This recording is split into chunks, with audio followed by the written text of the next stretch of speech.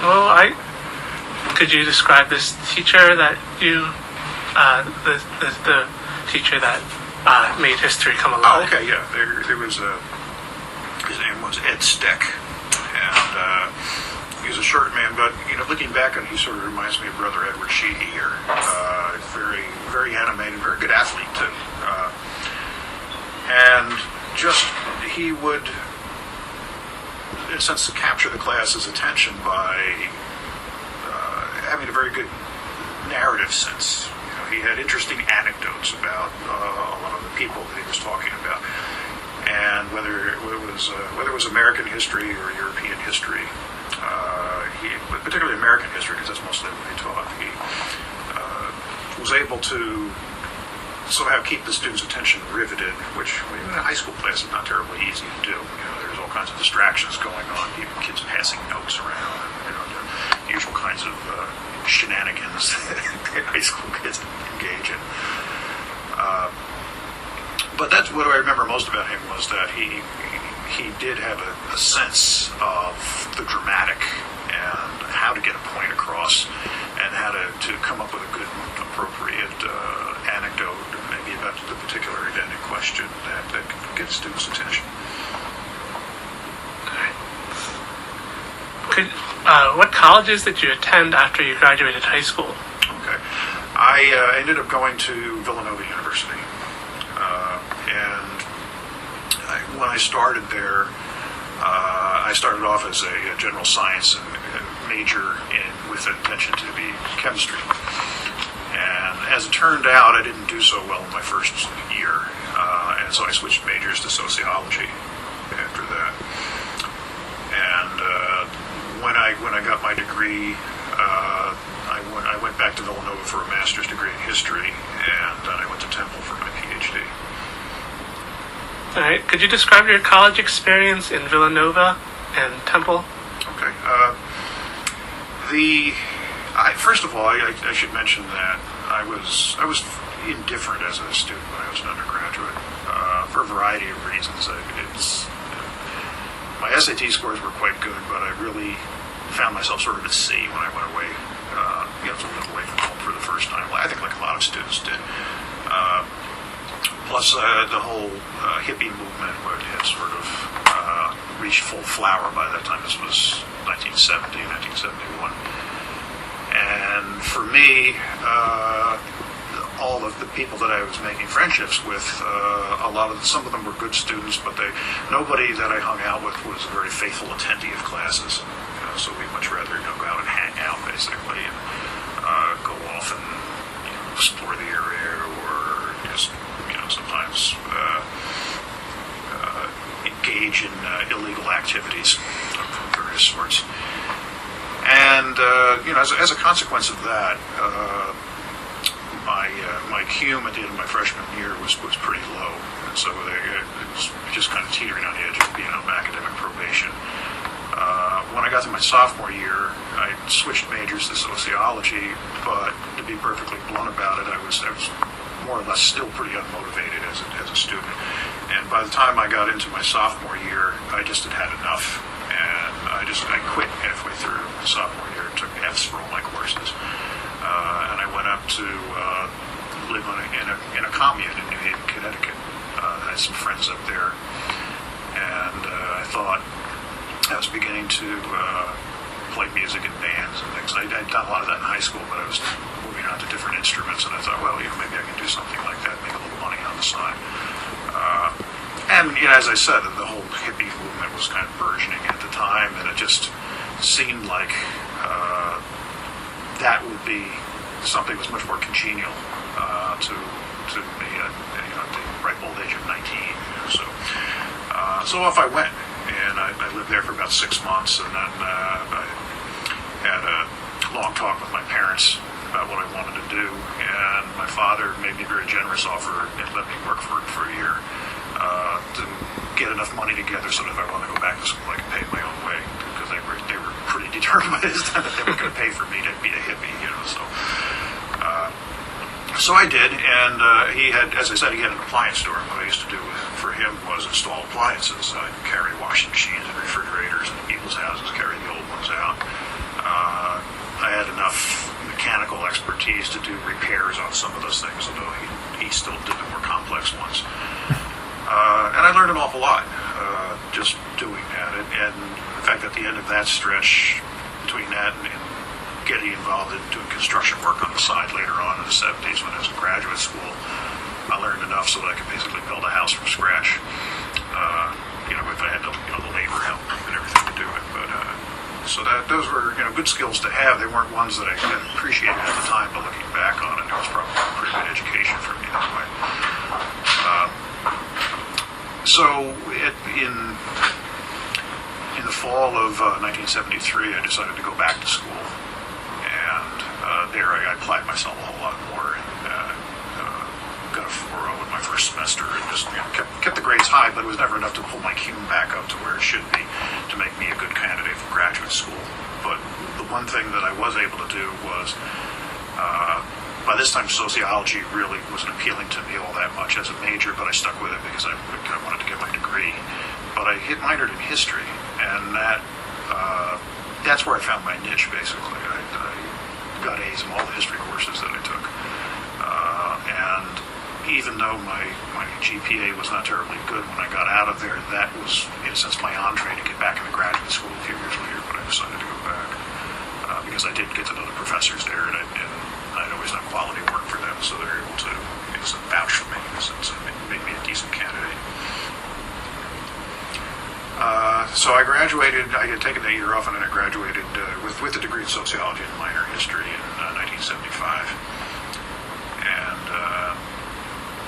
for the next couple of years, I was, at the time, it's kind of interesting to look at the demographics of what was going on in people among baby boomers and getting college degrees at that time, because there was a huge glut of them. And one of the stereotypes I remember at the time was a PhD driving a taxi cab because she couldn't find a job. And I actually did drive a taxi cab for a while. It was a good job, actually. I did it for almost a year. Never made a whole lot of money, but the downtime was good because I could read. I could just try to get my mind in a proper frame, try to figure out what I wanted to do with the rest of my life. And it also gave me an outlet so I could play music too when I wasn't working in the taxi. So I did that for a couple of years. Played in a few bands, but then realized that really wasn't going to go anywhere for me. And so in '77, I decided to go back and try to get a master's degree. So from '77 to '79, I went to Villanova and I got my master's in history, actually European history this time. But what I also discovered there was that as I was working toward that degree, I became more and more interested in Asia. And that's where I finally found my spot. But I was studying British imperialism, and in particular British imperialism in China. And at that point, by the end of that experience, I had reached the point where I decided that this is what I'm really interested in.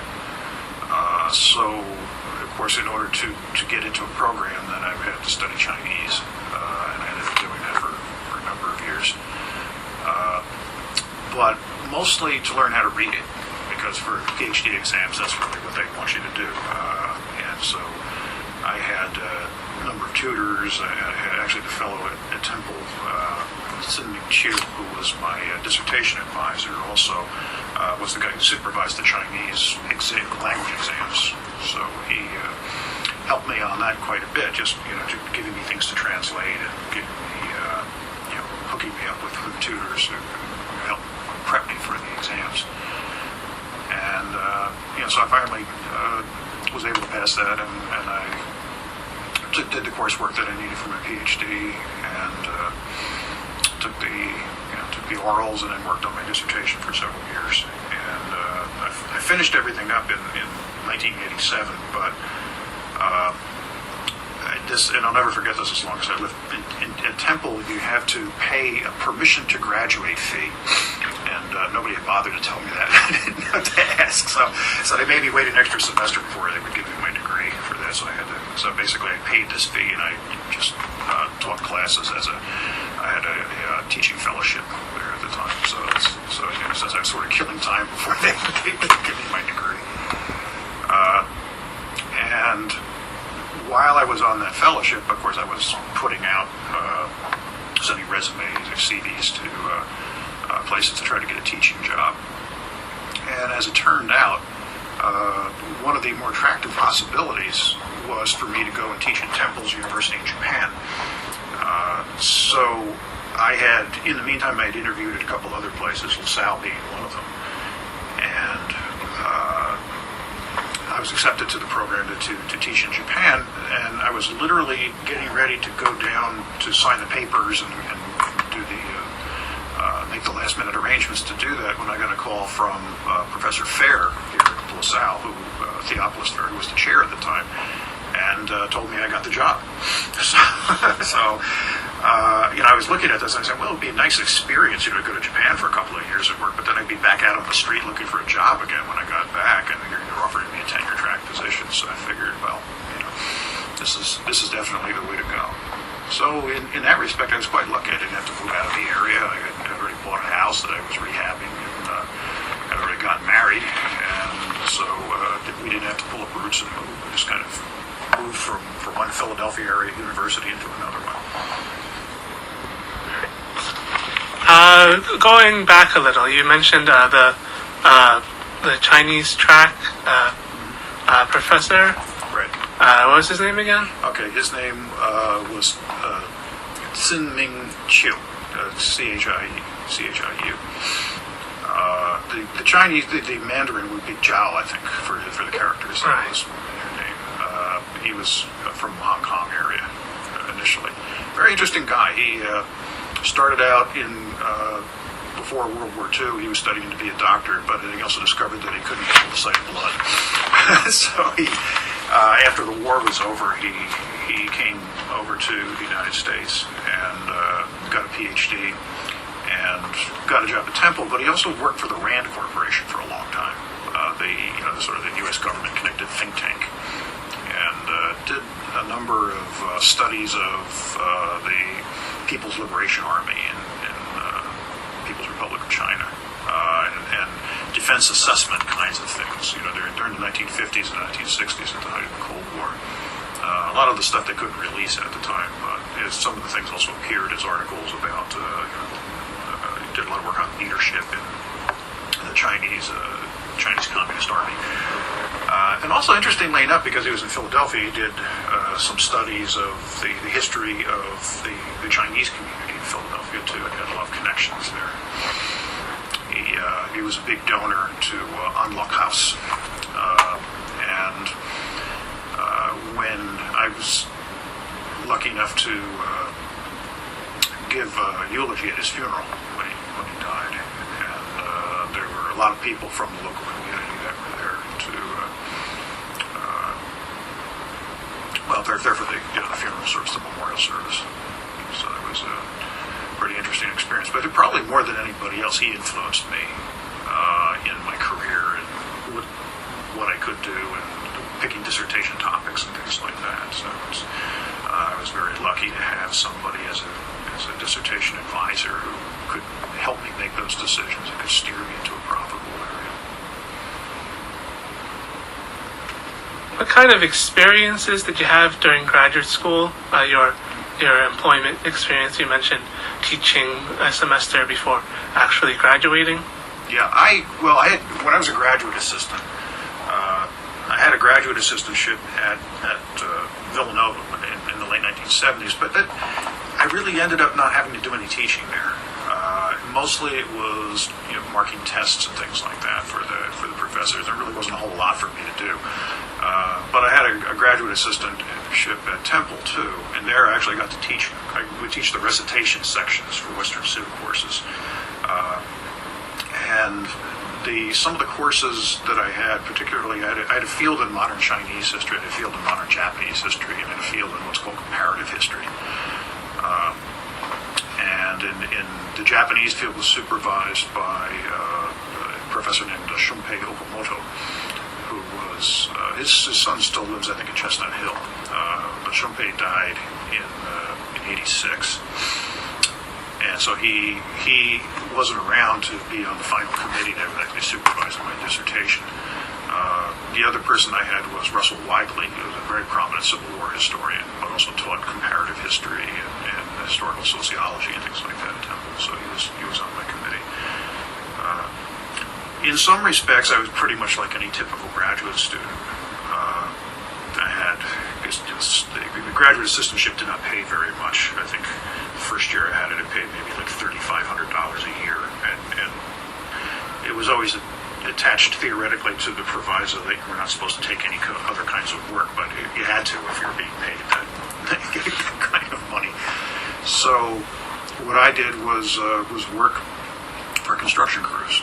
I worked, built and rehab houses for a while, but probably the biggest job I had was to build swimming pools. I worked for Sylvan Pools in Bucks County or Doylestown, and every day while the season was warm, roughly from March through December, I would go out and sometimes we'd build 2 swimming pools a day. I was on the concrete crew, which meant that my job was to go out inside the swimming pool as a guy was spraying concrete against the forms and against the reinforcing rod that marked the shape of the pool. And I had to take various kinds of trowels and sort of carve out the shape of the pool inside it. It was brutally hot work. And I wasn't terribly good at it, to be honest with you, but it paid very well. And it really helped get me through those times. One of the side things about it was that a lot of times I'd come right off work and go to class, so I was covered with concrete dust, stinky.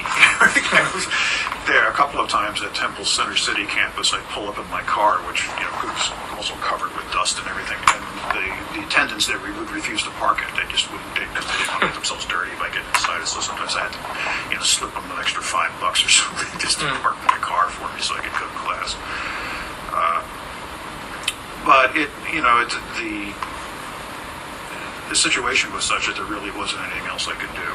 And when during the winter time with that job, when the crews weren't working, everybody collected unemployment. So at least that way, largely during the period while school was in session, I didn't have to work.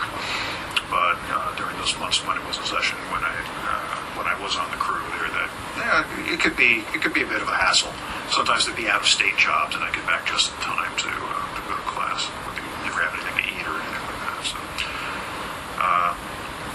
So that was one experience. I don't think that was terribly typical of what a lot of the graduate students had. I was a couple of years older than a lot of them too at that point, so I was a little bit more settled at. My wife and I have never had children, but we still had a married life together, and the house was always being worked on that we lived in. So that was another series of factors that came into play. As far as the curriculum, what I ended up having to do was to take courses in Chinese and Japanese history mostly, and some courses that were sort of like historical sociology to fulfill the other area of the fields that I was undertaking, and those were good.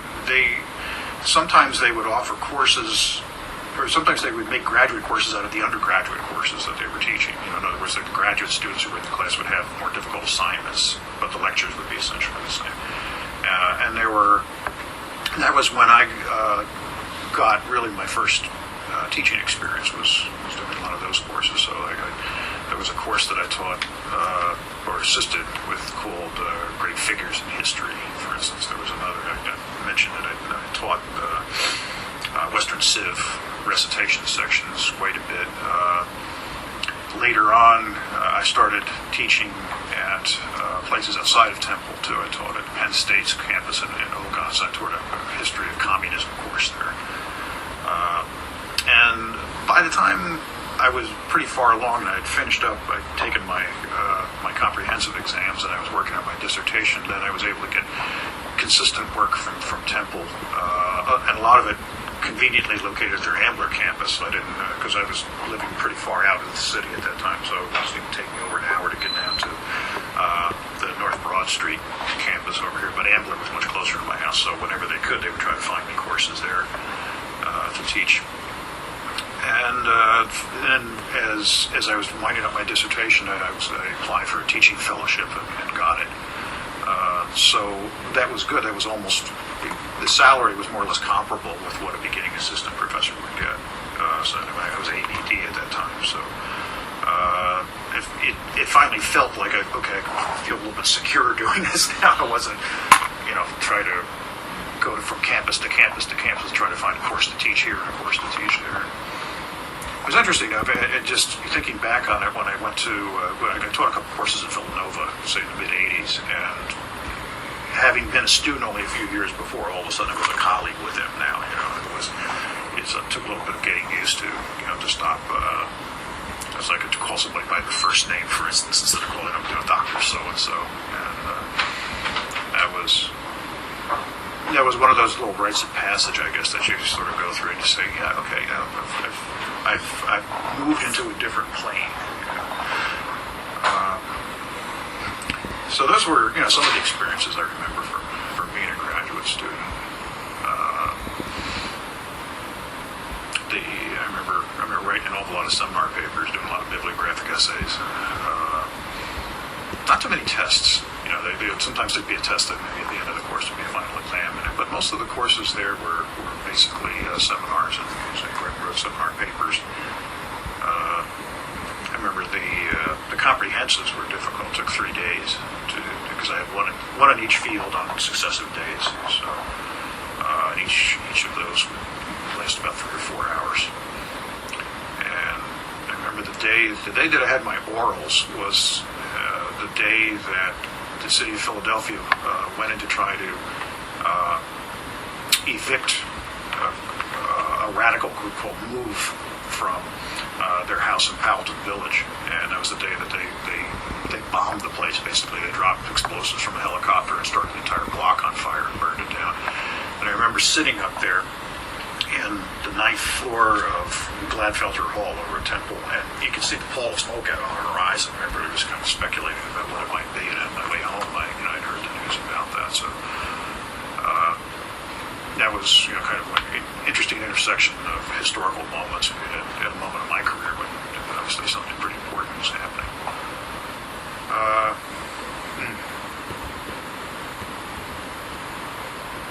Is there anything beyond this kind of stuff that you'd be interested in hearing about?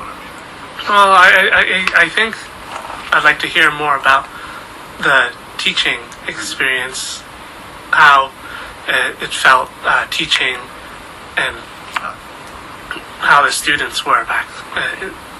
Sure. One of the things that they would have me do was to run. The way the classes would work, where the professor might lecture one or two classes a week, and then on the third one they'd have a recitation. They'd have basically a discussion where the students were responsible for readings, and they were supposed to engage with. Usually the graduate assistants would run those, and so that was my job to run those sections. And what I found was that I really enjoyed it. And I wasn't sure that I would. I'd had some experience. In fact, even by that time, I had some experience teaching courses that I put together myself. But there was something about getting good readings and a group of students together who were motivated to really do them that I found really engaging. And I remember one day, the guy who was in charge of my Japanese field, Shunpei Okamoto, pulled me aside and said, you really have a knack for this. You should really seriously, think about doing this. And of course, I already had seriously thought. I was halfway through the training for it, so I was kind of, lucky that way. It was good reinforcement for me because I sort of instinctively felt that things were moving along pretty well. But to have that kind of validation from a professional was very, very encouraging. That was one of the things, again, that sort of really decided me on doing what I'm doing as a career. I had one other moment like that, too, when I had started in the master's program at Villanova, because I hadn't done very well as an undergraduate. The stratagem that I used to get into it, among other things, was to take a summer course there and try to do well in it, and on that basis, that would aid my case. So, I remember it was a course in British history, modern British history, and at the end of the course, the professor would meet with various students and talk about their papers and so forth. And so when he and I met, we were looking over the strengths and weaknesses of the paper that I'd written. But he looked at me at one point and he says, "You write really well." And I said, "Well, thanks." And then I just sort of off the top of my head, I said to him, I said, "Do you think, like that I would have what it would take to go and get a PhD?" And he laughed and he said, "Yeah, absolutely." And I thought, well, okay, here's in a sense another link in the chain. I thought at the time, well, okay, well, this at least enhances my possibilities a little bit for something like this as a career. But when I look back on it, in a sense, it was a watershed. It was one of those things that sort of decided me to go in this particular direction. So I'd say those were two important things for me.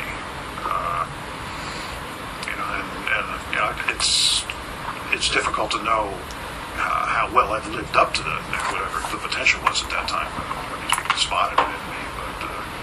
But at least it put me in that direction and it gave me the confidence to pursue it. Going back a little, concerning your dissertation, what did you write your dissertation on? Okay, my dissertation was centered on the activities of a fellow who was, I thought, understudied at the time. And to just give you a little background on this, in the early 1870s, there had been a Chinese sort of a Chinese American who had been sort of on the periphery of Chinese officialdom. He had gone. The Cantonese name was Yong Wing, Rong Hong was the Mandarin, and he had gone to a missionary school, and his teacher had convinced him to come back with him to the United States. And so in the 1850s, he ended up going to Yale. He became China's first graduate of an American university. But he decided he wanted to go back and try to help China. So one of the things after having a whole series of adventures, one of the things that he came up with was the idea to try to put together an education mission of young Chinese students and send them to the United States.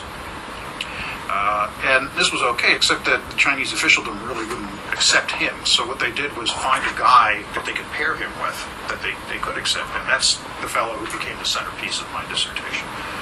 His name was Chen Lanbin. And he, on the surface of it, was kind of an old-fashioned Confucian official. But he also had some, I guess what you call progressive tendencies in him, too. And so he went on this mission. He lived in Connecticut for a dozen years, where they set the education mission up in Hartford. And he also, during that time, he and this other fellow, Yong Wing, in a sense, acted almost like unofficial Chinese diplomats before the Chinese government sanctioned the sending of diplomats to the United States. In other words, if you look at the correspondence of these guys, they were doing a lot of work that diplomats would do simply because they happened to be in the country at the time. So if for instance, to give you just one example, Chinese immigration to the U.S. was becoming a big, controversial thing. The 1860s and the 1870s, tens of thousands of Chinese laborers had come to work on the railroads, for instance. Tens of thousands more were prospecting for gold in California and other places. And in addition to that, hundreds of thousands had come via the so-called coolie trade to places like Peru and Cuba to provide forced labor, essentially, there. So, especially in California and the West, there was a lot of anti-Chinese feeling because they felt that the Chinese were, in a sense, were supplying cheap labor when labor unions were trying to form there. So there were a lot of really nasty incidents that happened in the 1870s. And it ultimately led to the Chinese Exclusion Act in 1882. But against that backdrop, you have these guys who have a Chinese education mission of Chinese boys in Hartford. The idea of going to American schools, in a sense, learning modern skills and then going back to China to try to do this. So there was a lot of sort of semi-diplomatic activity that was going on. And both of these men, Chen Lanbin to Cuba and Yongwing to Peru, went unofficially to conduct missions of investigation to look into the conditions of Chinese laborers in both those places. So ultimately, when the Chinese government decided that they wanted to send diplomatic representatives abroad, these are the two guys they picked to do it for the United States: Spain and Peru. Spain because Spain owned Cuba at the time, and Peru because, well, it was Peru. In other words, the issue of immigration, where most Chinese were very important to the Qing government about where they were going to send representatives. So Chen Lanbin became, as the senior guy, he became China's first ambassador to the U.S. basically. So, and then he also wrote an account about his visit to his trip to the U.S. And so I worked on that for a long time, and so my dissertation became about his role in China's foreign policy as it went into this transition of actually sending ministers abroad. Kind of a long roundabout way, I guess, explaining what I was doing. But it was that and his connection to the students overseas is still today an interesting subfield that people get interested in. Yongwing as the more colorful of the two individuals is the one that most people know. And in fact, in 2002, the Chinese government did a whole documentary about him and the students, and they interviewed me for that. So I actually got to appear on Chinese TV for a little bit, which was kind of interesting for almost like 15 or 20 seconds. And it's, in fact, I just talked to, there was another scholar named Edward Rhodes that I got to know a little bit, who just moved to Chestnut Hill. I had lunch with him the other day, but he's written a number of books on this too. We've used each other's materials a lot, so that's it's basically a story of my dissertation. So, concerning the post-PhD time period, you mentioned that other than the tenure track at LaSalle, you also had an idea of going to the Temple and the Temple University in Japan. Right. Did you have any other employment options? I did. I had an invitation to teach at Whittier College in California, which has the distinction of being the place where President Nixon went as an undergraduate. And I had interviews for a number of temporary positions, 1 year replacement kind of things. Probably the best of those was at a place called Colby College in Waterville, Maine.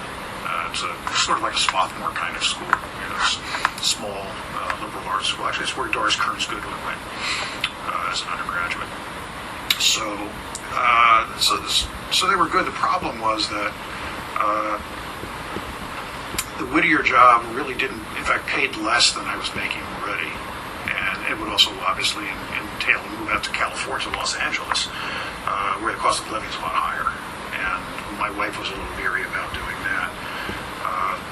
The job in Maine, since it was only a 1 year position, I was less enthused about that, and my wife really was terribly unenthused about spending a winter in Maine. The pro of that was that, as it turns out, my family had a vacation home not too far from there, so we'd have a place to stay. We wouldn't have to go out and buy a house or anything like that, or rent out our house and rent somebody else's house. But the prospect of being up there for months at a time where the temperature is below zero appealed to her a whole lot less than it did to me as a child. So we turned those down, and as it turned out, I don't think it could have turned out much better for me, really, to end up here in a lot of ways. It's just a very congenial place on a lot of levels, and as it turned out, I was able to fill a gap in the offerings of the department pretty conveniently. So when did you first become a professor at LaSalle? I studied my first semester here was in the fall semester of 1989, and I've been here ever since. What was LaSalle like in the fall of '89? Well, in some ways it wasn't a whole lot different then than it is now. It's weird because if you in this position, you see students of the same age come and go year after year after year. So there's a kind of similarity that you sort of get tricked into seeing, and all of a sudden, 10 years later, the students that you had years before come back and are they're all grown up and have kids, and it's, what happened to you? But I'd say there was looking at it from my field, there was an attempt at the time to try to, as it is today, to try to make the curriculum more international. And in particular, they, not so much with China, but with Japan, they were trying. Japan was kind of hot as a topic at that time because the Japanese economy was really barreling along, and there were a lot of breastfeeding kinds of editorials about, the Japanese education system is so much better than the American education system. The Japanese businesses are so much better. We should learn from them and so forth. So there was an attempt to try to do these kinds of things here at LaSalle at the time. And the president, Brother Patrick Ellis, who died earlier this year, had committed funds to getting a resident scholar. I think his title was executive in residence, who had been a prominent scholar of Japan and things Japanese, to come here. They set up the tea house, which was, for a long time, was a very special piece of cultural and history, really, here at LaSalle. And so I sort of came in on the coattails of all of that. So it was a very good time for me because I could connect myself with the sort of handful of people that were here at the time who were doing Asian studies. And almost immediately we set up the Asian Studies minor, and I'm still in charge of that today. That was, it's been 20 years or so since I've been doing that. I'd say just in the demographics of it, it was more heavily male, than, especially among younger graduates, than it is now. Now the demographic has shifted. I think it's 60% female or thereabouts. Also, it was much less diverse back in those days, too. The primary place that LaSalle drew its undergraduate population from were still the local Catholic high schools.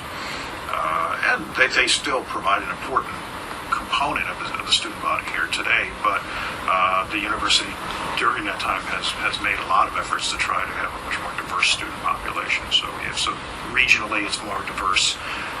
In terms of the ethnic makeup of the students, it's far more diverse. And in terms of getting more international students here too, it's much more diverse than it used to be. I guess those are the chief differences. Oh yeah, the basketball team was really good back in those days too. So things have come full circle now. But we went through a long drought. What courses did you start with when you started teaching at LaSalle? Well, interestingly enough, some of the same courses I teach now to undergraduates. So we didn't have a graduate program at the time. That didn't come until 2004 and 5, I think. So it was entirely an undergraduate institution. And what I taught then was they had a one-semester world history course. So that was a lot of the bread and butter sections that I would teach. I would do that. And then I could offer something of my specialty. So I set up survey courses in traditional and modern Chinese history and traditional modern Japanese history. They had a course already on the books called Asia, Africa, Latin America in the 20th century, so I taught that. And one time, just because there was an instructor who became ill at the last minute, I ended up teaching, at least I was signed up to teach a medieval history course, and then somebody was able to come in and relieve me of that. So those were the initial courses that I taught. Within a couple of years, I ended up in the honors program. So I taught in the honors triple, which is a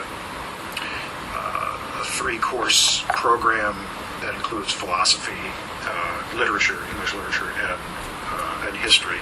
I ended up teaching in the history part of that, mostly Western Civ. And Dr. Stowe and I did that for a very long time. In fact, he still does it. Dr. Allen has taught in that program too. So just about all of us who even have the area of specialization that they can utilize, and of course I've done that. And then over the years I've also taught honors courses that are more related to my specialty. There's one called China and Japan in the 20th century. I taught a course once or twice called Chinese History Through the Classics, where it was a course where we would look at some of the Confucian classics and try to get a feel for how they related to the history of the period. And that's largely it. Just in sort of that cluster of courses, world history, Asian history, and occasional moves into Western Civ. What has been your favorite course to teach so far, then? The undergraduate courses, or any of them? Undergraduate courses. Yeah, I'd say the Chinese history travel study courses are probably my favorite. In the last 7 years or so, we've started running travel study courses. And the university has put together an increasingly large menu of courses that include some kind of travel study component in them. I had, back in the 90s, I had experimented with something like that. I tried to run one to China myself before the program was in place. And that worked out reasonably well, except that one of the people who came along died en route back. She had a stroke. She was 75 years old and had a stroke. Was still alive when we landed, but then died later on that night when we got off in San Francisco. And but since then, in the early part of the 2000s, they've put a program in motion. Part of it is the Leadership and Global Understanding minor, but also through the Office of the International and Multicultural International Studies. There's a person that I end up teaching a course with to China, Belinda Ingersoll, who had lived in China for several years, so she was interested. She approached me in 2005 about putting together a course that we could teach together, because she'd lived there and was looking for something to teach a course with, and my name came up. So the two of us have been doing that since 2007. We don't go every year. We didn't go during the Olympic year, and she couldn't go in 2009, but we went in 2007, 2010, 2011. We went to India last year, and then this year, in fact, next month we're in China again. So those are probably my favorite courses to teach, because it's, for obvious reasons, it's, the structure of the course is good, the materials are interesting, and of course the travel study is the thing that always puts it over the top, for not just for us, but for the students too. So those are probably my favorite ones to teach. And as far as the graduate course goes, the 510 course that you were in, I'm teaching that this semester, actually, and I like that course a lot. I've taught, supervised several master's theses here, and taught some readings courses on where people are interested in specializing in Asian history in one form or another, so I've done those too. So what positions have you held since you became a professor here at LaSalle?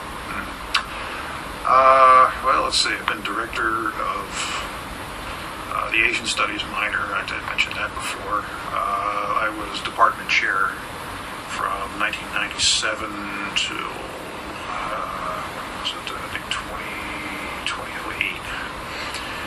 And what else? I've been on the faculty senate. I was briefly a couple of times when they were in between chairs. I was chair of the political science department. At one point I was chair of both history and political science.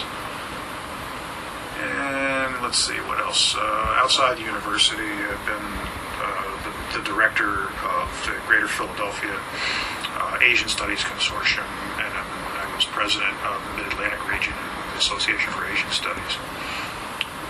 And let's see, I think that's pretty much it. Could you describe some of those positions? Say, chair of the director of Asian Studies? Yeah. The Asian Studies minor is very small, and the reason for that is that one of the requirements is that you have to study several semesters of an Asian language. So that, to a considerable degree, limits it to people who are taking Chinese or Japanese. They used to offer Vietnamese here too, Khmer at one point, but they don't anymore. So language requirements in general tend to put students off, and so it's not too surprising there's maybe half a dozen Asian studies minors at any given time. Being a department chair is kind of it's a difficult position in many respects. A rewarding one, an interesting one too, but it's difficult in that you wear a number of hats, but the two major ones are that in a sense you have to be an advocate for the faculty in the department when you're dealing with the administration, but you also have administrative duties, so in a sense there's a certain degree of loyalty that you have to show to the administration above you too. So sometimes there are conflicts of interest when that happens. And a lot of the work that you do revolves around trying to supervise the construction of the rosters, the schedules of the faculty, what they're going to teach from semester to semester, year to year, to try to, in order to make sure that all the slots are filled, obviously, but also to try to let them get the kinds of courses that they need in order to develop. And also you preside over department meetings. It's the chair and the department level are the first step when there's hiring to be had. In other words, if a position opens up, if the administration allows us to have a salary line that enables us to hire somebody, then we are the ones who put out the advertisement for it. We're the ones who look at all the resumes initially. We're the ones who, as a department, make the final decisions about which candidates we're going to invite to campus. And then in the end, we're the ones who make the recommendations to the dean and the provost, the president, and the board of trustees about who the person that we want to hire should be. Tenure and promotion decisions also work largely at the department level. The initial decisions are made at the department level, and then they go up to the dean of arts and sciences, in our case, and the provost, and then the president. And then there's a tenure and promotion committee that's university-wide that sits and makes the ultimate decisions about who's going to get tenure and promoted. So those are pretty considerable responsibilities, and so you can imagine what some of the difficulties are too. I mean, on the one hand, you have to be an advocate and a judge at the same time in many respects. It can be a very difficult job. Faculty Senate, here in theory, there's a considerable amount of faculty governance in the university, but how much is always up for grabs in the sense that quite often the administration looks at the faculty it looks at it in a kind of corporate model in which they're the management and we're the help. And so the Faculty Senate, as much initiative as it tries to take, especially in curricular items, oftentimes finds itself as being dictated to by the administration, whereas in sort of the university ideal, there should be a kind of a joint governance. But that's an interesting position too, and it's I'm still on. I mean, Dr. Allen, for instance, has been in Faculty Senate before. I think Dr. Stowe was. In fact, everybody pretty much in here has at one point or another, I think, except the youngest members. And in terms of being president of a professional organization, in my case, the Mid-Atlantic region of the Association for Asian Studies is a one-year position. The duties are essentially to preside over the annual conference. One of the things that they try to do is the president of the Association for Asian Studies, a big umbrella organization, it's the international one, is supposed to come to the regional conferences and talk. So we have to make sure that those arrangements are taken care of. We have to find a place for our conference every year at one of our member schools. We haven't had it at LaSalle yet, but last year we had it at Westchester. The year before we had it at Princeton. Next year we're having University of Delaware. And there are, the usual kinds of ceremonial things that a president has to do. You sort of go out and give give a speech at the beginning, welcome people to the conference, set the tone in the conference program for the kinds of things that are going to be offered. Sort of be a court of last resort for people who are having problems. Make sure that the finances of the organization are okay. In addition to that, just to pop back in my head that I was for a long time. In the 90s, I was on not an academic organization, but a volunteer one called the AIDS Information Network, and so I was on the board of directors for that too.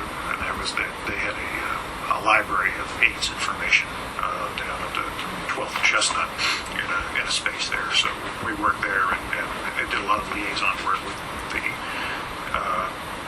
communities here in Philadelphia that were most heavily impacted by AIDS at the time.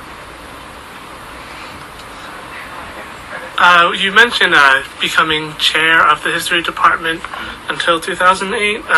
What were the problems that you faced when you were chair of the history department? Well, let's see.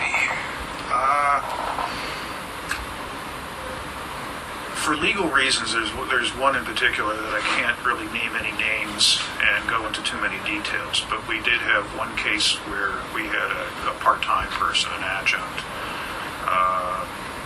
who was arrested. And he actually had his teaching evaluations were very good, and he seemed to know what he was doing, but he was arrested for, of all things, child pornography. And the thing got messy. There was another case where we had somebody that we found out he was falsifying his evaluations, so we had to let him go too. And apparently he also was stealing from the place that he worked and something on eBay to feed a gambling habit so I mean, you have things like that where they're legal matters. Sometimes there's squabbles between faculty members where you just sort of have to act as a mediator. Quite often, the chair and the instructor in a particular course are the first levels of recourse if there's a grade dispute. So if a student is dissatisfied with the grade that he or she gets, he or she has to make a formal complaint to the instructor within 3 weeks or something at the end of when the semester ends, and then that gets kicked up to the chair's level, who tries to act as a mediator to try to settle that. And if that doesn't work, then it goes up to the deans and so forth, as the various levels of the administrative hierarchy.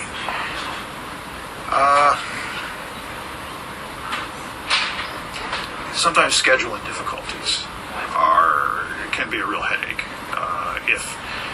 And occasionally, what tended to happen a lot with us, because when I was chair, we had a number of retirements of older faculty, but the administration, because the finances of the university were not terribly good at the time, but they wouldn't let us hire anybody else for a long time. So what we tended to do was hire part-time faculty, adjunct teachers, and sometimes that could be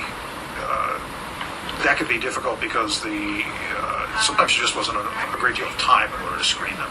So quite literally, sometimes you somebody who worked for you last year or 2 years ago, you call them up and say, "Hey, look, we have a class starting next week. Can you just jump in there and do it?" So I faced a lot of situations like that. Sometimes I actually ended up teaching 6 courses one semester myself because we couldn't find anybody else to do them, and there was nobody else who could take them, so I did. So occasionally you have things like that. Putting fires out and plugging holes is an awful lot of what you do. So, what reactions did you have when LaSalle actually added a history graduates program in 2004? Well, I was part of the committee that helped put that together, so I was quite happy about that. I mean, the bulk of the work was done by myself, Dr. Ryan, and Dr. Stowe. And that, we were very happy about that. There were some faculty members who had a a vision of LaSalle as it used to be as a strictly undergraduate institution, and they were afraid that if we added graduate studies to that would sort of dilute that commitment. I don't think that's happened so far. I think we've weathered that situation rather nicely. But it was very exciting, really, to put something together. Dr. Ryan came up with basically the curricular structure that you guys as graduate students are going through now. And we've tweaked that along. We've added the public history area to it that wasn't in the original package. But one of the things that is, I think, very gratifying for teaching undergrad or for teaching graduate students, or about teaching graduate students, is that in most cases they're there because they want to be. So you don't have to sell them on the idea of doing work. You don't have to sell them on the idea that you have to show up. You don't have to sell them on the idea of the kinds of things that sometimes you have to sell the undergraduates on. It was, I think, one way I described it was it's like being with adults, and that's after teaching 18-year-olds for year after year after year. It's nice to have that different kind of perspective and to be able to deal with more sophisticated material. And those are some of the things that I like about it most. So I was quite excited with that.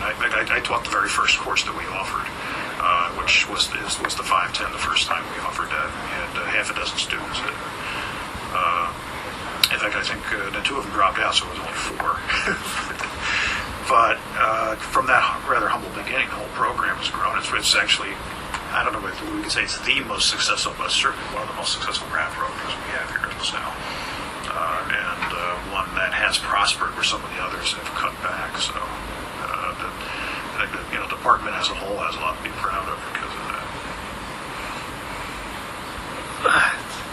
So what do you think is your most favorite part of the graduate program? I like probably for me is when we're having a discussion in class, let's say, and the materials, like the Nova book that you guys had to read, and somebody really gets it and offers a nuanced critique of some point in it, and everybody is able to jump on that and take off with it, and the discussion keeps on rolling. And it's possible sometimes, too, for things to just get off track, too. And sometimes, go off on tangents that end up being not terribly productive in the end. But they're, I guess what you could call sort of like magic moments where some element of a discussion that's very interactive, that everybody's taking part in, goes off into an area that is totally unexpected and yet ends up making a larger point. Where the kind of discussion that you can walk out of, and I can see by the look on the students' faces as they're walking out of it, that, this was really interesting, kind of stuff. So something that's intellectually stimulating and enjoyable at the same time. That's the kind of stuff that I look for in those courses. So how would you say that the teaching experience at LaSalle differs from teaching at some of the other places where you've taught? I think that the main difference is this. The other places that I've taught, especially at the introductory level, a lot of times the classes are very large. Typically, especially at a state university. Now, this didn't happen when I taught at the local Penn State campus, but my colleagues at other places tell me this is fairly common, and even at Villanova it was fairly common. So you'd have, or in Temple too, especially, you'd have a room with maybe 80 or 90 students in it, and then when the recitation time came, or the discussion time, then they'd break down into small groups, and the graduate students would take a group. But there's in those kinds of situations, there's a kind of impersonal aspect to the way that the professor can relate to the class. And it's almost unavoidable because the class is so large, you can't possibly get to know everybody intimately in it. And a lot of times the students are kind of coming and going during that time. It just feels rather impersonal. the one thing that this place has always tried to do, and certainly always tried to do it when I've been here, is that they've kept the classes relatively small. The history courses, for instance, were capped when I was chair at 30. I think they bumped that up to maybe 35 now. But they can't really take it too much larger because the rooms simply won't accommodate many more students or many more desks than that. And I think the intimacy that kind of fosters, I think, is something that it's not unique to LaSalle, but it's certainly unique to LaSalle in the sense that of the other places that I've taught that didn't quite have that. And that's I'd say it's maybe the single biggest difference. The quality of the students, I would say the best students here are as good as the best students anywhere. There are some students that, sometimes they admit that need a lot of work in order to try to catch up. But we do have facilities to try to do that. And one of the things I've always admired about the Christian Brothers is that they have this philosophy that says we teach them where we find them. So no matter what level the student is, how much extra help they need,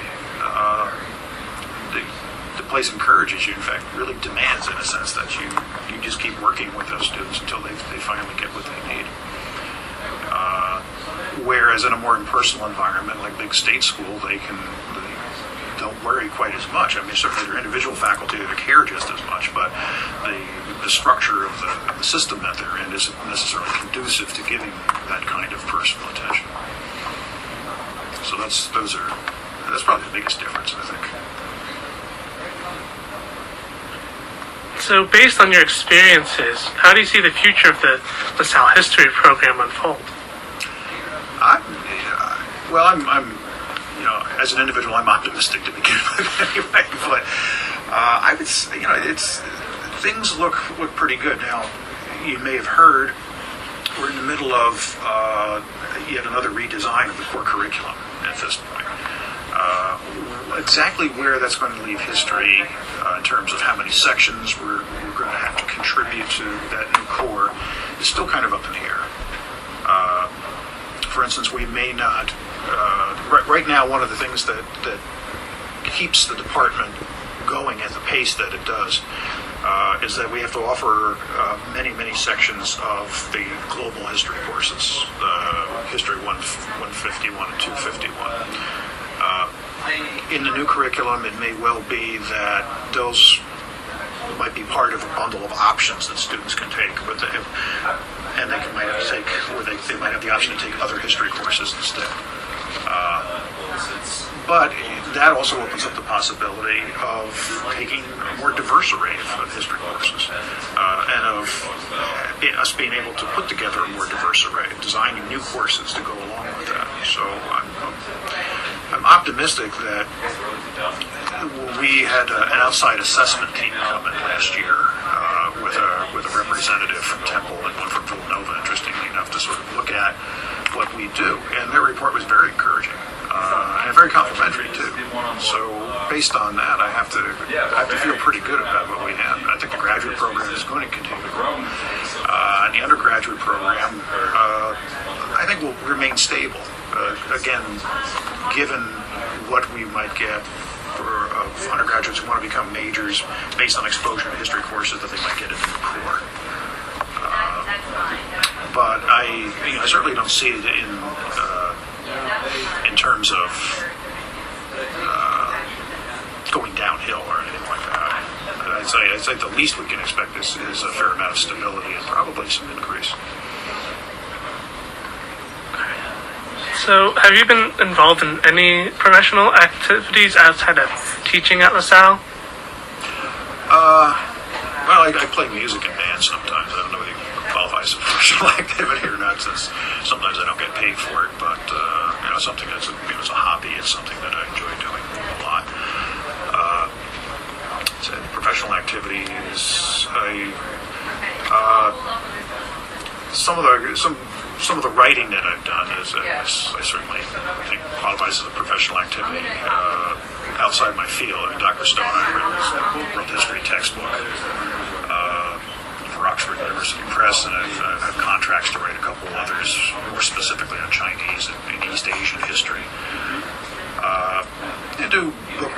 work sometimes. I'm reviewing a book for the Philadelphia Inquirer now. Done a lot of that in the past. And let's see what else. I think that's pretty much it. So, what do you think has been the best part about writing in such a professional setting? Well, one of the nice things is that one of the great things about being a professor really is that within the scope of the field that you have your credentials in, there's almost unlimited possibility about what you can write about. You know, the old adage is publish or perish, but within that there's a tremendous amount of stuff that you can do that's personally satisfying to you. That makes, in my case, history come alive. And those are the things that I really enjoy writing.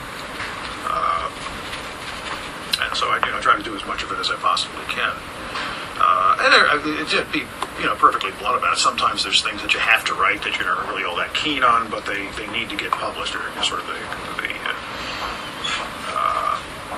the boilerplate kinds of things that you end up doing in order to keep the articles coming out, to keep your scholarly productivity up enough so that you can get tenured and promoted. But there's still, even within that purview, enough of material that's interesting to you that you can work with and really get a great deal of satisfaction out of it. And that's what I enjoy. So, could you describe some of the books that you've written? Okay.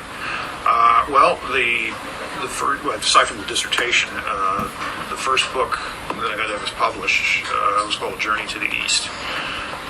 And that was sort of a play on a title by Hermann Hesse, who also wrote a book called Journey to the East, but it's also a play on a Chinese classic called Journey to the West. And I call it A Journey to the East because the subtitle is that Li Gui's new account of a trip around the globe. This was a piece that I translated from the journals that this fellow kept, Li Gui, who came to the U.S. during the centennial of the United States. He came here to Philadelphia. He was sent by the Chinese government there informally to observe what had gone on at the centennial, and to especially report on the new technologies that were emerging, some of which might be useful to China.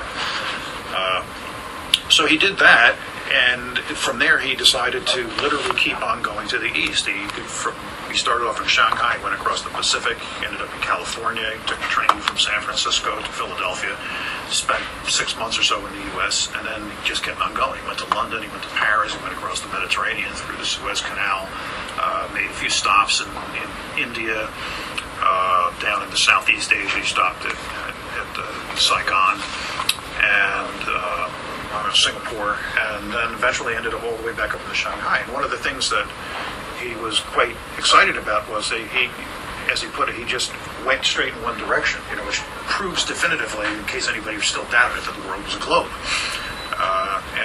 So he was touted as the first Chinese guy to go around the world, in a sense, and write about it. I'm sure there are plenty of others who had gone around the world, but he was the first official in the 19th century to do this. And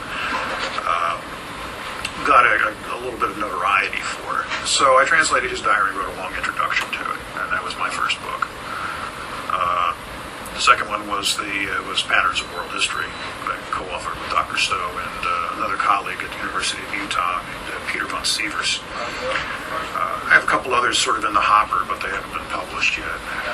This fellow Li Gui also wrote an account of his captivity with the Taiping rebels in the early 1860s, so I've been working on that. And I have contracts to, as I said, to do patterns of Chinese history, patterns of East Asian history for Oxford, sort of as companion volumes to the world history that we've done.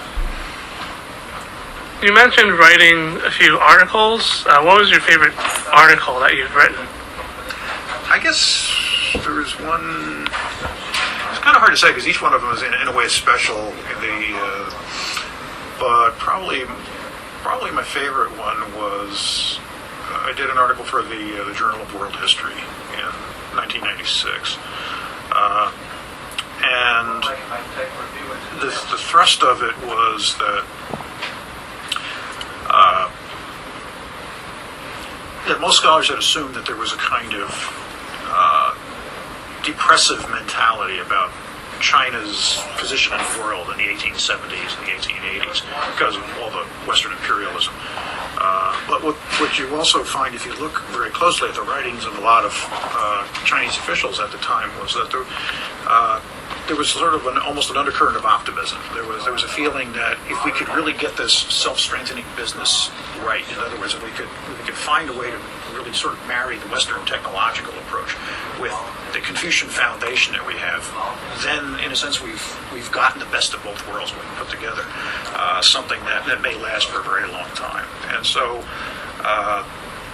there was, sort of this undercurrent of optimism about that, and I kind of that appealed to me. So I wrote an article about it, and that's probably I'd say that's my favorite one out of all. It's tough to say though, it's because you get your enthusiasms and you go in different directions, and at any given time when you're working on it, usually your favorite one.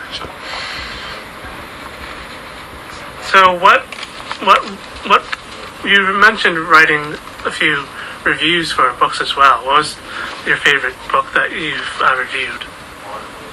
I think I'm trying to think of what it's so long ago now.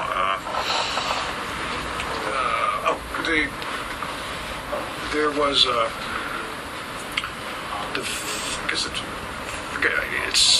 it wasn't the first review I ever did, but it was, I think, the second one that I wrote for Philadelphia Inquirer. It was 1985 or 1986. I'd have to look it up, but it was about.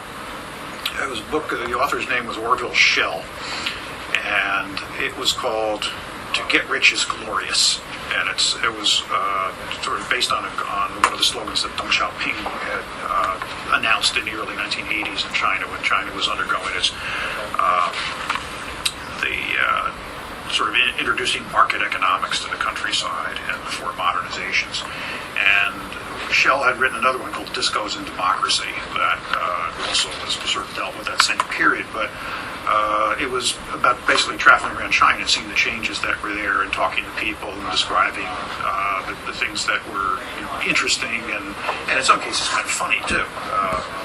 So I enjoyed that one quite a bit. It was probably of all of them, that was my favorite one. So what historical events do you like to study most? I like the kinds of things that I enjoy. I think most are, I guess, topics that come out of unexpected insights into cultures of people who are traveling. One of the reasons that this fellow Li Gui appealed to me quite a bit was because he was young, he was fairly open-minded, but he also had a very traditional Chinese background, and yet he had also been in a war. He'd been a captive in war, too, so he had a lot of things going for him that many of the other Chinese officials at the time did not have. But just to, I guess it sort of goes along with the old saying, as we hear people will say something like, "Oh, to see ourselves as others see us," and I was just absolutely fascinated to see how this guy saw the United States of 140 years ago or so, especially right here in Philadelphia, because so many of the things that he talked about are still right here today, and in some cases really haven't changed a whole lot. So it was interesting, for him he would constantly encounter these things and then try to square them with what he understood to be the way that the world worked, and especially the way things, try to compare them and contrast them to comparable things and institutions in China as he understood them. And so those are the kinds of things I enjoy the most. And some of them can be unintentionally funny too. Some of them can be, some things can be, an observer can be unexpectedly horrified at something that he or she sees. And every now and then the person comes up with an insight that just in a sense transcends everything that they might have come across before. And that to me, the sort of the appeal of going through all this is that you never know quite what you're going to find. Every time you think you have somebody pegged, they come up with an insight, and boom, that's it's something totally unexpected. So, what has been your favorite period of history to study? For me, it's China in the latter part of the 19th century, roughly from 1860 to 1895. That's the period. That's where I've done just about all the work that I've done in the area, and been particularly in the 1870s.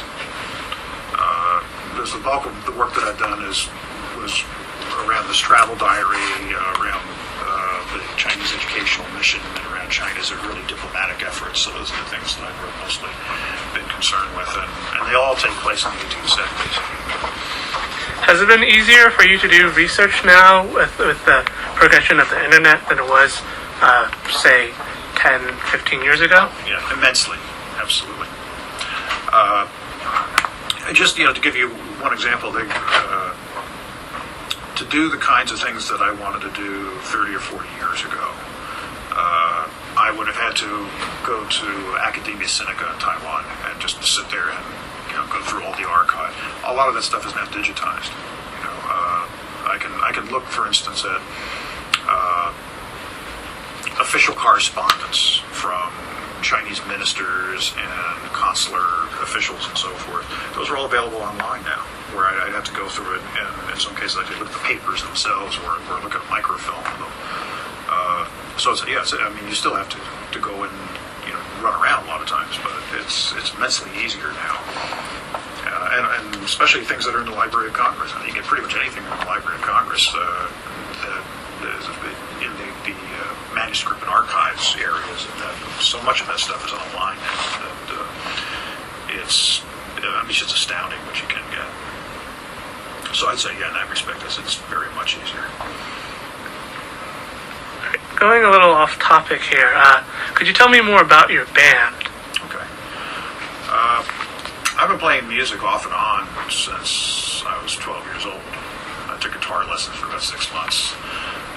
In the mid-1960s, I played bass all through high school. One of the things that my friends love to chuckle as an old buddy of mine sent me a picture of a band that we were all in together in, say, 1967, and the outfits that we were all wearing.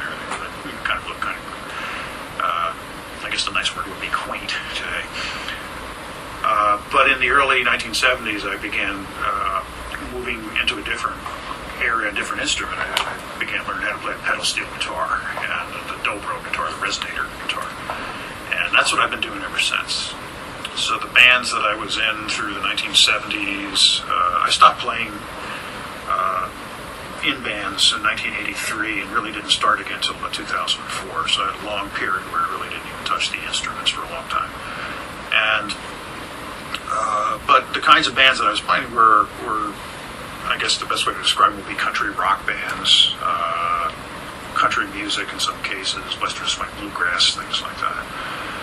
And the band I'm playing in now is called Boris Garcia, and what they do is their early albums. They have there's 4 CDs out now, four studio CDs and a 5th one, the live one that we just put out last month. And what those consist mostly of, the earlier albums before I was with the band are largely acoustic. But then they began moving in more and more of an electric direction. And so with the pedal steel, which is fundamentally an electric instrument, usually associated with country and western music, the jam possibilities have been vastly enhanced with that. So as far as the sound that we get, if you listen closely, you can hear elements of anything from Poco or the Byrds or the Grateful Dead, New Riders of the Purple Sage, all kinds of 70s country and country rock bands with the sort of the jamming vibe of the Grateful Dead in there. But the Garcia part in the title, Boris Garcia, that doesn't actually have anything to do with the Grateful Dead. But it was when the band was originally conceived, it was a bunch of people at the Philadelphia Folk Festival, some of whom had interest in Eastern European music and others in Latin music, and they put it together. They had made a composite name, and then over time the music kind of morphed into what we're doing now. But I started playing with them in, I think the day after Christmas in 2009 was the first job that I had with them, and playing ever since. has health problems have been an issue with teaching? I would say they could have very easily in terms of this. As it happened this past fall, I was on a research leave, so I wasn't actually teaching. But I had a heart operation. And so if I hadn't had the research leave yet, then it probably, because I was out for quite some time, I had a heart valve repair. But there were a lot of complications that went along with it and a lot of delays, so I was in the hospital for over 3 weeks before they finally got the operation done, before I could go out and convalesce. So in that sense, potentially they could have, but as the circumstances worked out, no. I mean, now I've had to wear a heart monitor a couple of times just to make sure that I'm not subject to any arrhythmias. But that is largely behind me now, and I'm basically back up to 100% again. So it hasn't really affected whether I'm in the classroom or not. Outside of traveling to outside the country for class, have you done any travels recently? Well, as we mentioned before in the class, I've been mostly to China and India. But recently, my wife and I are fans of a particular band called Little Feat, and they run a series of concerts in Jamaica. And they've done this every year for 11 years, so we decided to go down and take our mid-semester break vacation during that time. So it's a wonderful setup. They set up the stage right on the beach, literally at a resort in Jamaica, and the band plays 4 concerts, and then there's a big after party afterwards. And for me, it's nice because I get actually to meet some of these musicians that I've admired for a long time. And I brought my dobro guitar down there, and I ended up playing, not on stage with them, but jamming with them, and a lot of their fans bring instruments as well, so they have these all-night jam sessions, and it's a lot of fun. And I'm trying to think of where else we've gone recently. In Jamaica, we went last year, and this year, haven't really done much traveling recently, anyway. From that, 20 years ago, we went to France for a while. England, but that was about it. All right. So going back to the traveling to India and China, you mentioned that you're planning to go on a trip next semester. At the end of this semester. At the end of this semester. Right. Could you tell me more about that trip? Okay. What the travel studies that they've put together here at LaSalle that we take part in, generally they either come at the end of the semester or they come during the spring break. The first time we ran it, the one to China, we did it during the spring break, but what we found was that in northern China, temperatures vary quite a bit, so it might be 65 degrees one day and then snow the next, and that's like literally what happened when we were in Beijing then. So we decided that the weather would be a little nicer if we ran it at the end of the semester instead. So in the past, because of the limited amount of time that we've had, we try to limit ourselves to 2 or 3 cities. So if you go to China, you can't not go to the Great Wall. You have to go there and see a lot of the things that are in and around Beijing. So that's what we did. And that's one place we always go to. Xi'an is another one because of the Terracotta Warriors and because of the fact that it was the capital of 13 different Chinese dynasties. The first time we went, we also went to Hong Kong, and unfortunately, we had to hurry up so much through that, and then to get back, and the flight that we had was out of Hong Kong. We had to fly back to Beijing, get a plane back to Newark. That we decided that we wanted to spend more time in just Beijing and Xi'an, and because part of, especially for the LGU minor students, the Leadership and Global Understanding students that take part in a lot of these trips, a big part of their minor is service. So we also try to build a service component into it. And what this has meant for us is that we usually go and teach English for a day or two in a Chinese school somewhere. The last several years, we've gone to a school outside the Chinese city of Tianjin and teach English at a middle school there. Last year, in January, some of their students came here to LaSalle to visit and stay for a couple of weeks in the Philadelphia area. So we have, in a sense, a kind of informal exchange going now with some of the people in some of the educational institutions in the area. So that's what we'll be doing this semester. This time, the students are going to be staying with Chinese families while we're out teaching at the school. So that'll be a first for us. We'll see how that works out. But those are this time we were just Beijing area, Tianjin, and Xi'an are the places we're going.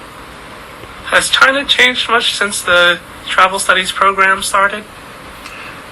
I'd say the change since those programs started wasn't as dramatic as it was maybe in the 90s. But every time you go, there's the impression. The overall impression is that it's a country that's growing more and more prosperous. The first time I went in 1992, I remember there were relatively few automobiles. Everybody's riding bicycles. The highways are not in terribly good repair. If you go there now, there's a highway that runs from Beijing to the airport at Beijing. It looks almost just like the Pennsylvania Turnpike, except that the toll booths have the rise of the phoenix ends on the roofs there. So it's very distinctive architecture. But there are tens, hundreds of thousands of cars out there at any given time too. Today you walk around, everybody has a cell phone. Everybody. And it's if you go to Beijing or go to any Chinese city today, it's very much like walking around in any modern metropolis you're going to find anywhere in the world. There are certainly older, quaint sections, but many of them were lost during the big building for the Olympics.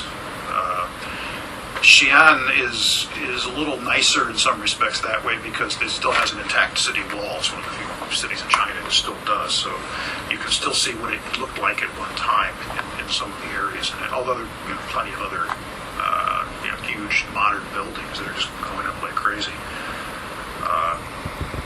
But that's probably the biggest change that we've seen is that just this overall aura of growing prosperity. And of course, the size of these cities is enormous too. Philadelphia seems so quiet when you get back and just small. I mean, you stay in Beijing for a while, and you just like out on the horizon, there are hundreds and hundreds and hundreds of high-rise construction cranes all going at the same time. And when you pull back into Philadelphia, you might see maybe half a dozen buildings going up. So it almost looks provincial by comparison. But I'd say that's the biggest difference that I noticed. So, how would you compare LaSalle's master's program with some of the other master's programs of schools in the area? Well, I think, interestingly enough, and again, this is anecdotally rather than I haven't gone and actually studied this, but my impression is this, and I think a huge amount of the credit for this has to be given to Dr. Ryan, because he is the architect of this system. To create a graduate program at LaSalle has to have some kind of professional component to it, meaning that we had to somehow incorporate a master's program that would lead to some kind of practical application for the students who were in it. So the boldest stroke there, the best idea, and what has propelled that program ever since is this idea of it being a Master of History for educators. And there are schools that are now trying to imitate this model. But we were really the first ones to come up with it, and in a sense, and among the three of us who worked on it the most, and as you mentioned, Dr. Leibinger did too. But Dr. Ryan really was the one who, in a sense, having come from the education background that he has too, having been in education and then before he came to the history department, could see the potential for what we were doing to create this multi-track, or this basically two-pronged but multi-track kind of master's program. And I think that certainly we do this as well or better than anybody else, largely because we were, in a sense, the ones who kind of came up with the concept of doing it. And I think that's one of the reasons why the program is as successful as it is. because it just the word has gotten out that it's a solid program, that it's a rigorous one, and that it's one that satisfying for the students, and also one that has some good practical application to it. Do you think the history program at LaSalle would be able to work together with other with other master's programs in the area? I think sure. I'm not sure at this point if we have any connections to others. But I know it's a fairly common thing for university graduate programs to have enough of a connection so that when I was at Villanova, for instance, and after teaching as an adjunct there were professors that would come up from Temple, sometimes offer courses at Villanova that they had a demand for, but didn't formally have courses set up for in order to do. There are schools too that, for example, Bryn Mawr, Haverford, and Swarthmore have a connection where their undergraduates, for instance, can take courses at any one of those three campuses, depending on what's being offered and what they need for their majors. So I see no reason why we couldn't, if we don't already, do something like that. How do you think attitudes of the undergraduate students have changed since you started teaching?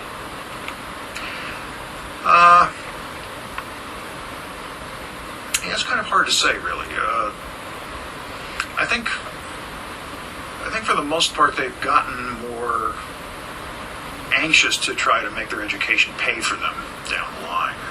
In other words, when I started teaching, there was still sort of a residual effect from the 1970s, which was that it's important to get a job, but taking or getting a university degree for self-fulfillment is also important. Now that's trying to use this as a credential to get a foot in the door to get a good paying job is at least probably more important, I think, for most students. And one of the difficulties with history there is that sometimes, especially undergraduate students, have a hard time seeing what the utility of studying history at all is if they want to go out and get a job as starting up a software company or something like that. And as much of a hard sell for us as that can be, you look over at, say, philosophy or English, and they have a very similar problem.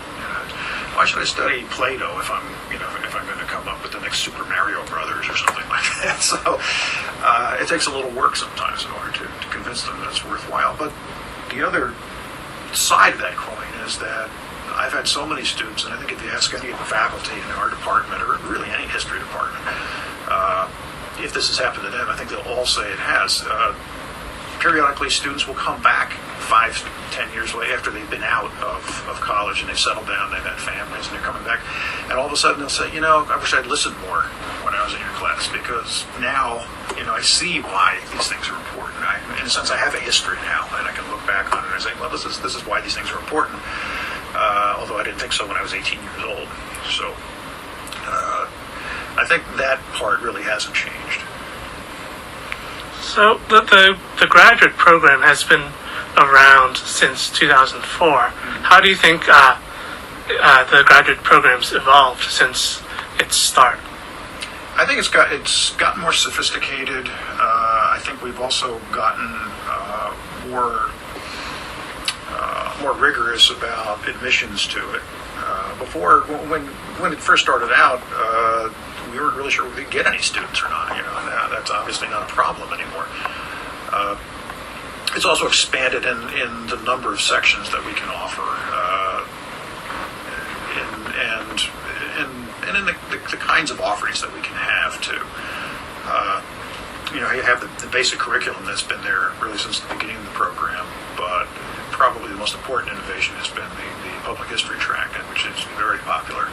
And so this is an area that I think has probably grown the fastest of the various areas that are contained within the degree program itself. So I think that's how it's changed the most, really. what kind of advice do you think you can offer students, future students who would want to take the LaSalle's master's program? I would say come in and sit in a few courses, a few classes rather. It may look good online, it may look good on paper, but come in and hear and see what we do. Before you actually sign up for it, to make sure it's going to be a program that you're going to find useful to you. Because after all, you're putting out some money for you. You want to find out whether it's what you think you're getting. Talk to the professors. I think that's always a good idea. And I would say that not just at the master's level, particularly for students who we don't offer a PhD here, but if you decide to go on and get a PhD, it's absolutely essential that you go in and talk to people who might end up being your advisors to find out what their program is like. Because it's a lot different. When you're an undergraduate, you apply to the school essentially. But when you start getting into graduate training, because it's much more specialized, to some degree you're applying for the individuals or to the individuals within the program that you're really interested in studying with, and trying to get a feel for what the parameters of the course are itself, or the curriculum are itself. So that would probably be the biggest piece of advice. Do your research and come out and meet some people. Sit in a class or two.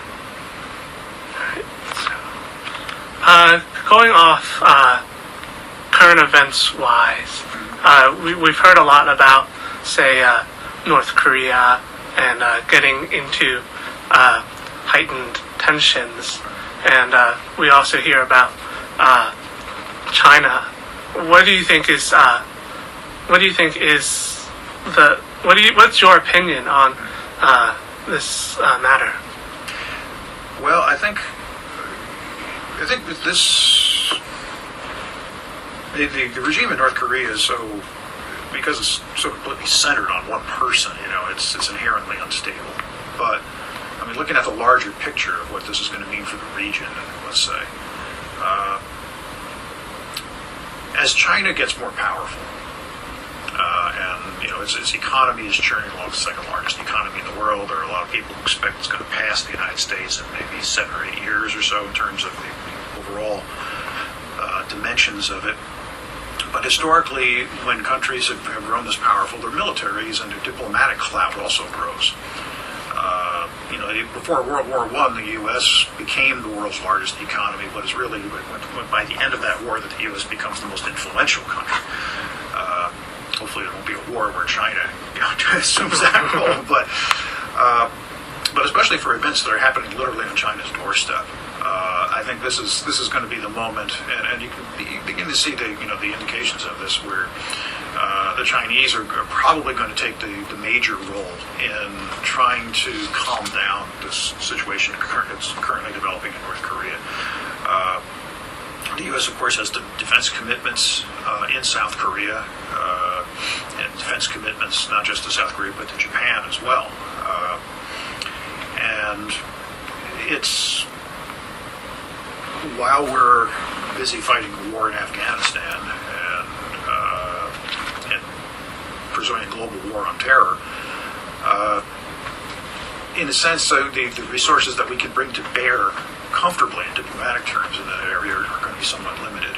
And so I think almost by default, the Chinese influence is going to have to be the major one in terms of trying to resolve this. And once that happens, I think it's going to open the door for Chinese diplomacy in a lot of other areas too. I think what you're going to be seeing in the future really is that of the world's major powers, it's increasingly going to be the U.S. and China that are going to be the ones that lead the major diplomatic charge in various issues and various events, particularly the ones in the Pacific.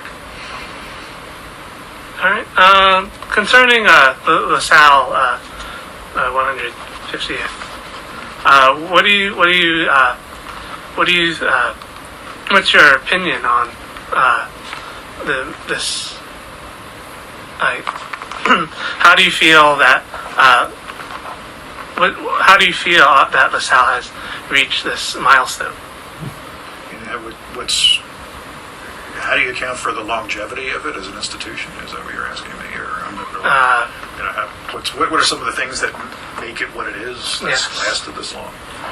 I'd say probably the main thing is that it started out as and has kept itself as a teaching institution. Universities, American universities in particular, have over time kind of morphed into becoming research institutions. There are some that always plays a big premium on teaching. They tend to be small liberal arts colleges in universities, but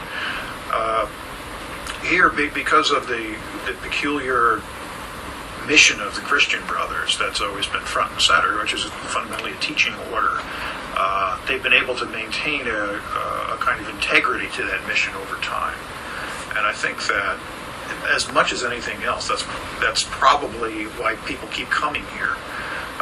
And even during the lean years, during World War II, for instance, when they could barely keep the place going, but that was always in enough people's minds so that they would still come here. And I think that's, for certainly as far as I can see into the future, that's going to be what the mission of this university is too, and that's probably going to keep it going for a very, very long time to come. What do you think the future of LaSalle can be concerning? What do you think the future of LaSalle? How do you think the future of LaSalle looks in this vein? I think it looks pretty good. Like American educational institutions are. I don't know if you could say they're at a time of crisis, but they're certainly at a time of transition. And by that I mean there's an enormous temptation out there right now to increasingly make elements in, say, American society that haven't become totally market-oriented to try to make them more so. Everything from prisons, to owned by private companies and things like that, which maybe is, I don't want to make a comparison between prisons and LaSalle, but there seems to be, this urge to privatization, this urge to let the market decide, it tends to open things, but also at the same time it tends to fundamentally change them. And universities have historically tried to maintain themselves above all of that, and it is to, not that they're not subject to changes in society necessarily, but to try to get a longer perspective on things. And I think that the transition is how much in terms of the way a university is run and the way that it's governed and the way that it operates should kind of go along with those changes, and how much tradition do you want to keep in place? There's a reason why at commencement everybody wears those robes and puts on funny hats and everything. And for some people it's kind of an empty exercise. It's kind of quaint, but if you go beneath the surface of it, it resonates with a lot of the original purposes of what a university was for free inquiry, to liberal arts education, to fit somebody so that they'll have some experience in a whole variety of different things to make them better citizens, make them better people. And to try to get beyond the ordinary prejudices and biases of a particular society, try to see beyond that. And there's always danger that a corporate model of some kind is going to start steering the university into more profitable directions, or directions to chase the dollar somehow. If this is a hot field, let's all feature this, kind of thing. And I think so far we've pretty successfully resisted that. I think, the universities and the institutions that have stuck around the longest have tried to get some kind of perspective about all that. So I think those are some of the things that are going to be facing us on the horizon. And the nature, the change of the student population too. As everything becomes more and more electronically interactive, I'm sure we're going to be seeing more in the way of distance learning courses, mixed courses, blended courses, as we call them, and other things that are going to reflect those changes. But hey, we've been adapting for 150 years. We'll keep on. All right, one final thought. I lost my train of thought. What has been your favorite memory of teaching at LaSalle? Wow, that's a tough one. If I have a favorite one, I mean,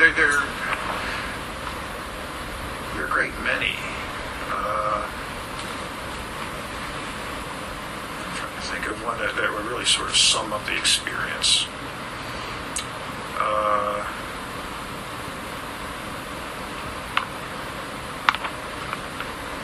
Probably, one that just occurs to me off the top of my head. A couple of years ago, when we had a group of travel studies students in China, we went over to the Olympic Village, the place where the Bird's Nest Stadium is, and the Aqua Cube and all of that. And we had this group of, I think, 18 of us or so, and there was a news crew from the local Beijing television station there that was filming all this. So naturally, they saw these foreigners running around. They had to get in there and interview us. And they had the students say in Chinese, "We love Beijing." "Woman, hi, Beijing." So there was a whole group of us, and we did that. And then they took a picture of it, and everybody's like jumping into the air, And it said an awful lot about the way that I think all our students get along and open ourselves up to some experience in places thousands and thousands of miles away. So I think that would have to be one of my favorites anyway. And when we were in India last year, we did some similar things. We'd always try to have every place we went to, the students would always try to come up with a dance or something just to celebrate it. But there's that, there's this sense that education and that experience is not just necessary and exciting, but fun too. And I think that is something that there's kind of a university sort of has a nice balanced approach to fostering all those things simultaneously. And I guess the things that express that most directly or most viscerally are the things that I enjoy the most. All right. Well, thank you for your time. Okay. I've run out of questions, so thank you for your time. Yeah. So look, if you think of anything else that you want to ask me, let me know. Because the assignment's due pretty soon, I guess, isn't it? Right. Yeah. Okay. But if you have any questions about things that I've said, or you want more detail or something, email me or let me know. Because on Thursday I'm going to be tied up most of the afternoon, but next week if you need to come back, feel free. Okay. All right. Thank you. Okay, sure.